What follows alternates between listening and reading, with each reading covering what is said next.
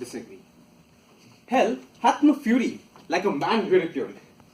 I, 2016.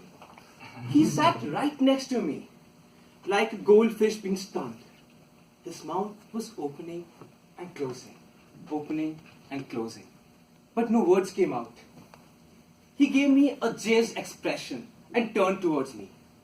His eyes were wide, frozen, with shock. Am I an uncle? Good evening, dear Toastmasters, and my dear friends. Few months back, I celebrated my close cousin Rachit's birthday at my place. He is a perfect example of the phrase, good as gold. From his high school onwards, he only kept his head down.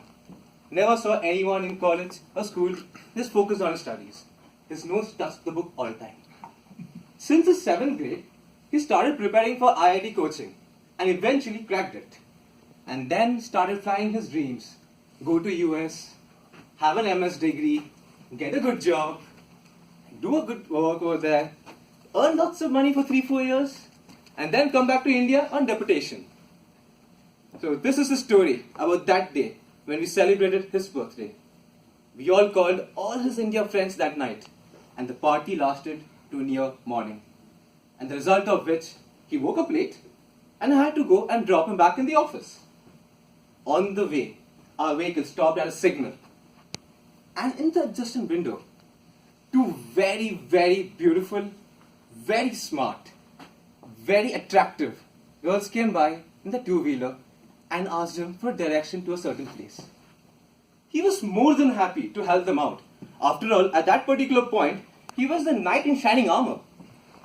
So after he told them the direction to the place, all those two girls told him was, "Thank you so much, uncle." Anyone around the 5-mile radius of my car could have heard his heart explode. He was stunned. He looked at me. "Am I an uncle?" And he started his rant and rages. I couldn't help anymore. I had to stop my car in the nearby signal because his comical expressions just cracked me out.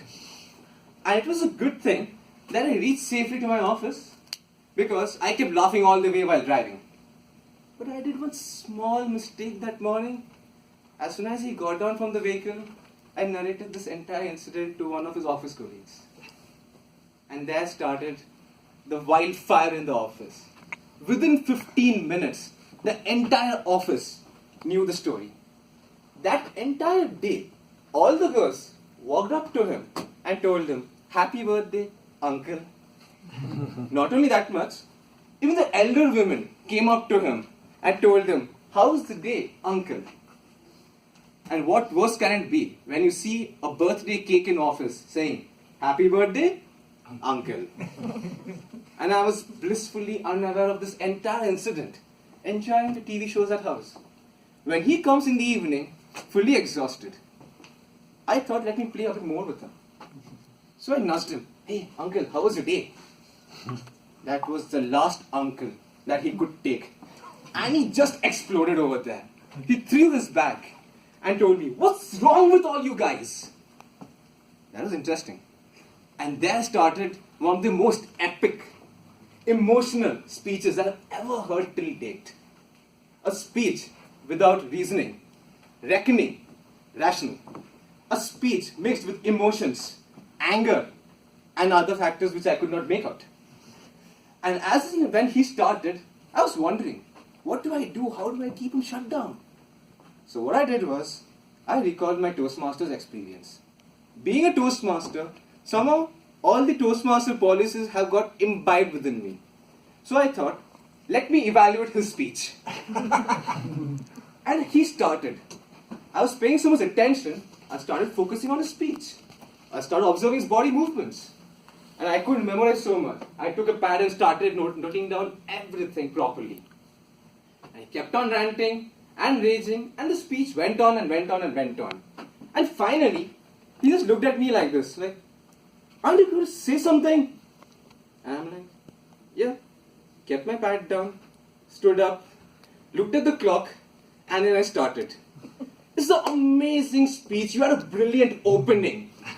Your question started, 'What's wrong with you people?' I always kept wondering what's wrong with people. So you caught my undivided attention on the speech. And then you gave brilliant expressions. Expressions that could even make the cartoon characters go to shame. And finally, you were very innovative in your speech. You tried using props. You took a pillow and you threw it on my face. So it was really good. But coming to your speech, I would say the following improvements. First is, try to stick on to your topic. Your topic started with being called an uncle. And then you went to say, you're not yet married. And then you went to say, I don't even have a God-forsaken girlfriend. Stick to the topic.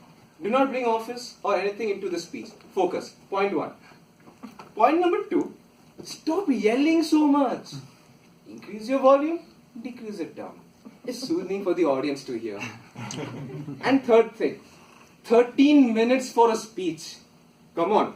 I raised my green color pillow, red pillow, when you came to your 7th minute of the speech.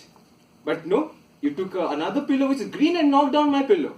And you increased your time limit to 13 minutes. Please stop your speeches as and when 7.5 minutes comes. Toastmasters does not give you more time than that. Don't bore the audience. He gave me another comical expression. This time he was scared. He looked at me as if an alien is sitting over there. With looks like and shivering like, are you alright? I mean, I think you should go and sleep right now. We'll talk tomorrow. If you want, I can drive you to the hospital. That was good. But henceforth what happened? Since that day till today, I never saw him coming and, at least in front of me, getting angry or saying anything. Because he always sees I'm looking at the clock and a notepad next to me. So finally, maybe they all keep screaming all the time, keep shouting. But we should remember one thing. In all this rant and rage and whatnot, maybe in reality, they are trying to prove a point which we should pay attention to. Thank you.